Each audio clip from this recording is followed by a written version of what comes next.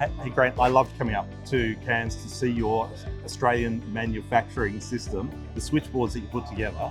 But it's been a couple of years. What's an update? How's that all going? Yeah, well, look, we started out just building a few switchboards for customers who needed specific customised boards. Yep.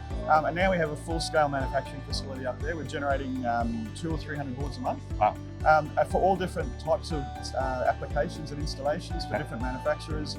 We're exporting boards overseas now as well. Mate. So we've got quite a team there of pretty well-skilled people who can actually build not just a standard board, which obviously is we do lots of those, but custom boards for specific applications is really where we come into our own. Right. And we can get them to installers all over the country, on pretty short notice normally as well. Right. So get stuck, got a board problem, pick up the phone, you're there to help. Yeah. So our switchboard manufacturing division has now got its own brand, AC Board. Okay. And they're doing work for all sorts of installers and manufacturers all around Australia. So, Australian manufacturing, regional Queensland, mate, it's really fantastic. yeah, thanks.